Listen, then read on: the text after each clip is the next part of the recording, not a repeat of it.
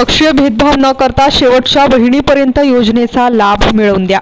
आमदार राजू नवघरे यांच्या राष्ट्रवादी काँग्रेसच्या कार्यकर्त्यांना सूचना. महाराष्ट्र शासनाने सुरू केलेल्या मुख्यमंत्री माझी लाडकी बहीण योजनेची अंमलबजावणी करताना कोणताही पक्षीय भेदभाव न करता शेवटच्या बहिणीपर्यंत या योजनेचा लाभ मिळवून द्या, अशी सूचना आमदार राजू नवघरे यांनी कार्यकर्त्यांच्या आढावा बैठकीत केली.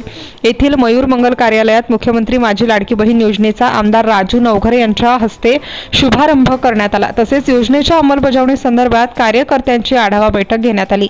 यावेळी कार्यकर्त्यांना मार्गदर्शन करताना आमदार नवघरे म्हणाले की वसमत मतदारसंघातील एकही महिला या योजनेपासून वंचित राहू नये याची पुरेपूर काळजी घ्यावी. आपण मागील 4 वर्षात महिला आर्थिकदृष्ट्या सक्षम व्हाव्यात यासाठी कामे केली.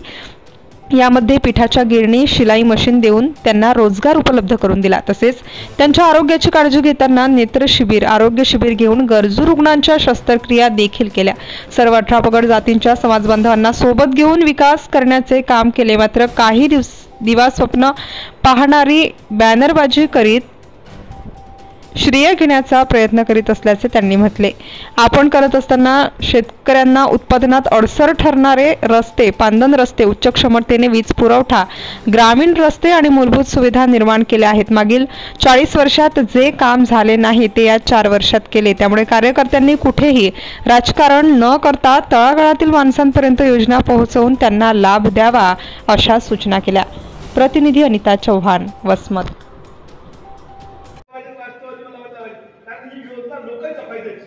त्यामुळे आपण एवढी मोठ्या प्रमाणावर बैठक घेतली. तुम्हाला आपण या बैठकीच्या माध्यमातून पॉम्पलेट देणार, तुम्हाला तिथं फॉर्म देणार आणि ते फॉर्म तुम्ही सगळ्यांनी भरले पाहिजे. जी काही अडचण येईल भाऊ, वसमत तालुका असू द्या, तुमचा आमचा औंढा तालुका असू द्या, शेवटच्या गावापर्यंत आपल्याला पोहोचून शेवटच्या महिन्यापर्यंत ही माझ्या पक्षाची नाही, तुमच्या घरच्यांच्या सोबत राहत नाही, हा कोणताही भेदभाव करू नका, हा कोणा जातीचा आहे, कोणा पक्षाचा आहे, त्यापेक्षा या महिन्याला मी काय मदत म्हणून देऊ शकतो त्यासाठी तुम्हाला आम्हाला काम करावं लागणार आहे.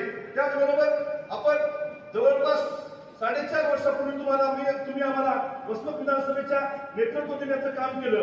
आपण या आमदारकीचा उपयोग करून या मतदारसंघातील जे उपेक्षित घटक होते, ज्या मायामावल्या होत्या, जे काही ज्येष्ठ मंडळी होते की त्यांचं ऑपरेशन डोळ्याचं होऊ शकत नव्हते, अशा जवळपास तुमच्या आमदारकीच्या दिलेल्या ताकदीवर 10,500 लोकांचे डोळ्याचे ऑपरेशन, 1,000 महिलांचे गर्भपिशवीचे ऑपरेशन, 1,000 माणसांचे कॅन्सरचे आजार असतील, हृदयरोग असतील, ब्रेन ट्यूमर असेल, या सगळ्यावर इलाज करण्याचं काम केलंय. हे राजू नवघरे एकटा करू शकत नव्हता. मी ज्यावेळेस आमदार नव्हतो त्यावेळेस आपण तिथं 1,500-2,000 लोकांपर्यंत पोहोचलो होतो. पण तुमच्या आमदारकीच्या ताकदीतून आपण 10,500 लोकांचं ऑपरेशन केलेलं आहे. पुन्हा पुढच्या आमदारकीच्या अपेक्षेसाठी मी काम करतोय काय? बिलकुल नाही. लोकांना निवडणुका आल्या, आता काही वेगवेगळे लोक तयार व्हायले, ज्याला तुम्ही सगळेजण तरुण मंडळी पुढे आले आणि 4.5 वर्षापासून जे गावामध्ये असो, घरामध्ये असो, तालुका लेवलवर ते राजकारण करायचे, ते मुंडके खुपसून गावात घरी बसले होते, कोणी उसात गेलेले होते, कोणी फोटो गेलेले होते, त्या लोकांना कुठलाच चान्स नव्हता. ते लोक आता वेगवेगळ्या पद्धतीने पुढे येण्याचं काम करायचे. त्यांना योग्य काय फरक पडत नाही तिथं. पण तुम्ही आम्ही सगळ्यांनी काम करत असताना आपल्याला पुन्हा एकदा डोळ्याच्या योजनेच्या बाबतीमध्ये काम करायचंय. प्रत्येक गावामध्ये आपल्याला तिथं डोळ्याचं शिबिर लावायचंय. त्या माध्यमातून कालच आमच्या लहानच्या गजूच्या गावामध्ये त्यांनी शिबिर लावलं. 16 महिन्यांची डोळ्याचे ऑपरेशन करून आणलेले. हे आमदारकी खासदारकी असती काय?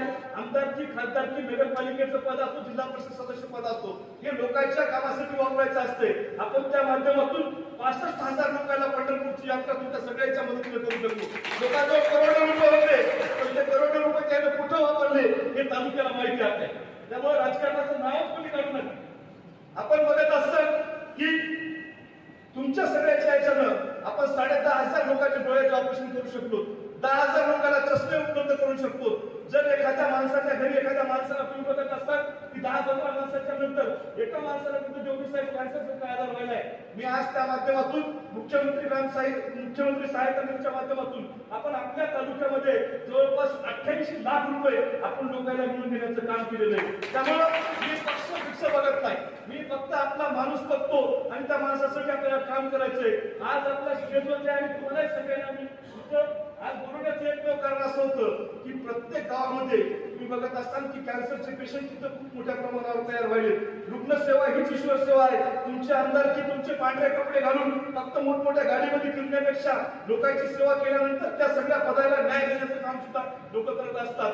तुम्ही समजा लोकांपुढे जर गेले, आमदाराचं काय काम असतंय, आमदाराच्या माध्यमातून आपण त्या माध्यमातून तुम्हाला सांगतोय की नवीन योजना आपण आज लॉन्च करणार आहे. ती पुण्यात सरकारी दरबारामध्ये नाही करून गाव ज्या माणसाच्या कुटुंबामध्ये जर आपण